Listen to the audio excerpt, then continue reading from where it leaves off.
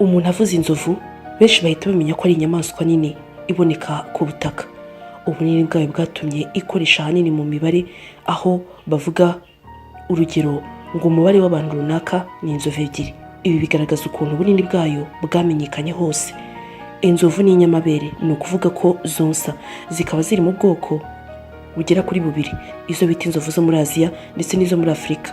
Inzovu zo muri Afurika nazo zigabanywamo amoko abiri, arizo ziba mu ishyamba ndetse n'iziba mu bihuru. Inzovu yo muri Afurika y'ingabo niyo nyamaswa yo ku butaka nini, kuko ushobora kugira uburebure bwa metero 4 zose, ikaba ishobora no gupima toni 7, ni ukuvuga ibiri 7,000. Nubwo inzovu ziremereye bingana bitya, ifite ikirenge gifite ubushobozi bwo kwikorera ayo matoni yose. Nubwo ziri mu moko atandukanye, zose zifite ibyo zihuriraho, harimo ko zose zifite umutonzi ufite imitsi irenga 40,000 zikoresha zihumeka, kunywa amazi, kwirwanaho, kugaragaza urukundo ndetse no guterura ibindi bintu, cyane cyane mu gihe iri kurya. Ikindi zihuriyeho, zose zifite amatwi manini zifashisha mu kuringaniza ubushyuhe bwazo, zikayakubita cyane cyane iyo zishyushye zishaka umuyaga. Inzovu zose zo muri Afurika zigira amahembe, yaba ingabo ndetse n'ingore, mu gihe izo muri Aziya zo ingabo arizo zigira amahembe gusa, naho ingore zigira kuri 50%, zo zikagira uduhembe duto tutameze nk'ayandi mahembe y'inzovu zisanzwe. Mu by'ukuri kuri ubu abahanga bari gushaka kwifashisha ubugenge bw'inzovu kugira ngo babashe kuba bakora ibikoresho bifite ubushobozi bwo guterura ibindi bigiye bitandukanye. Ese ibi bizakorwa gute? Duhereye mu gusobanukirwa inzovu ndetse n'imibereho yazo, tugiye kurebera hamwe ikoranabuhanga rigiye gutangira kwifashisha inzovu ndetse n'imimerere yazo, kugira ngo habashe kuba hakorwa ibintu biremereye bishobora guterura ibindi mu buryo bworoshye. Ubusanzwe inzovu zirarisha, zikaba ziboneka ahantu hatandukanye, yaba mu ishyamba, mu butayu ndetse n'ahantu harambitse haboneka ibihuru byinshi, ariko zikaba zishimira kuba hafi y'amazi, kuko mu bintu zishimira habamo no koga. Mu Rwanda rero naho haba inzovu ndetse nyinshi, aho zisangwa muri pariki y'igihugu ya Nyungwe ndetse no muri pariki y'Ibirunga. Utwana tw'inzovu twibasirwa n'ibiryanyama, harimo intare, ibisamagwe ndetse n'impyisi, ariko iyo utwana turi kumwe na za nyina nta nyamaswa izihungabanya. Inzovu rero nayo ifite ubushobozi budasanzwe, ari nabwo abahanga bari kwifashisha muri ino minsi. Burya inzovu ishobora guhumurirwa amazi mu birometero 9 gusa. 80% by'igihe ihumeka ikoresheje umutonzo, naho inzovu kunywa amazi agera ku majerekani manini 60 ku munsi. Ubwonko bw'inzovu bupima ibiro biri hagati ya 4,5 na 5,5. Inzovu zishobora kubaho kugeza ku myaka irenga 70. Ni mu gihe kandi inzovu zihana ubutumwa zikoresheje amajwi, amaso, gukoranaho ndetse n'impumuro. Inzovu nazo zigaragaza akababaro mu maso cyane iyo zibonye indi nzovu yapfuye. Iki ni kimwe mu byo zihuriraho n'umuntu. Inzovu zo muri Aziya zoroshye korora cyane ugereranyije n'izo muri Afurika, zizwiho uburakari cyane ingabo, biba bimeze rimwe na rimwe nk'ubusazi. Nubwo inzovu rero zidakunda gusagarira abantu, ntizorohewe na barushimusi, ahanini bazica bashaka amahembe yazo afatwa nk'imari ikomeye. Ni nayo mpamvu hirya no hino ku isi hafashwe ingamba zo kubungabunga ubuzima bw'inzovu, kuko hatagize igikorwa zazimira burundu. Ibi nibyo dukesha The International Union for Conservation of Nature, IUCN.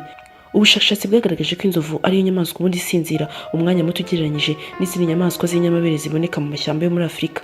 Abakoze ubwo bushakashatsi bakoze ubushakashatsi ku nzovu ebyiri zo mu ishyamba ryo mu gihugu cya Botswana, bakurikirana uko zirirwa n'uko zirara. Ubwo bushakashatsi bwagaragaje ko inzovu ziba mu bwororero bw'inyamaswa zisinzira amasaha 4 kugeza kuri 6, mu gihe ziba mu mashyamba zisinzira amasaha 2 nabwo nijoro. Inzovu zikuze ngo zishobora kumara iminsi myinshi zitaransinzira. Umuntu nawe abarirwa mu nyamaswa z'inyamabere abahanga bavuga ko agomba gusinzira nibura amasaha 8 ku munsi. Iyo inzovu rero zo mu ishyamba zikuze zikunda kujya ahantu hitaruye kugira ngo zihunga abayige. Professor Paul Mangna, umwarimu muri kaminuza ya Witwatersrand muri Afurika y'Epfo, yavuze ko kuba inzovu zisinzira umwanya muto biterwa n'ubunini bwazo. Ibyo ngo bisobanuye ko uko inzovu zigenda zirushaho kuba nini, ari nako zigenda zirushaho gusinzira umwanya muto.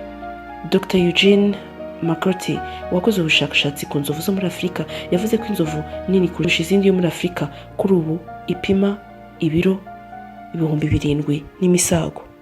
Ibi byose ni by'abahanga begeranyirije kugira ngo babashe kureba uko hakwifashishwa ubugenge ndetse n'ubuhanga bw'inzovu bakabasha gukora ibidasanzwe.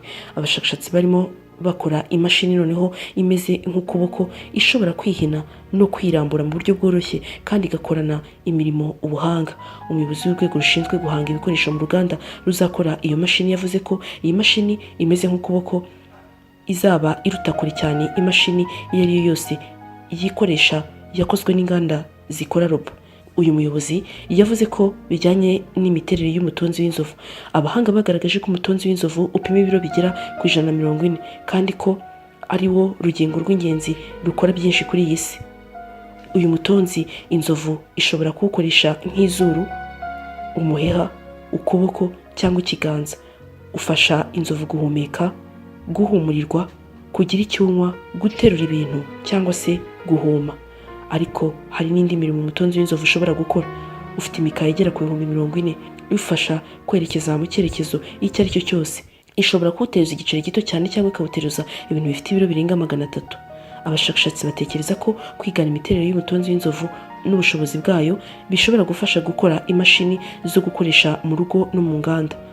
Umuyobozi uhagarariye uru ruganda ruri gukora iri koranabuhanga ryifashishije umutonzi w'inzovu yatangaje ko iyi mashini izaba ariyo ya mbere ku isi ishobora kuba yakora ibi bintu bingana gutya mu gihe gito. Kuri ubu hakaba hateganywa ko izi mashini zikora nk'umutonzi w'inzovu zizashyirwa ku mugaragaro mu mwaka wa 2021. Ibi byose biza bishimangira mu by'ikoranabuhanga kuri ubu riri kugenderaho, aho hari kugenderwaho mu kwifashisha imiterere ndetse n'ubumenyi budasanzwe bw'utunyamaswa duto kugira ngo habashe gukorwa za robo zishobora kuba zakora ibi byose ndetse mu buryo bwagutse, maze byorohereze ubuzima bw'ikiremwa muntu kuba bwakomeza koroha ndetse n'umuntu bikamurinda kuvunika.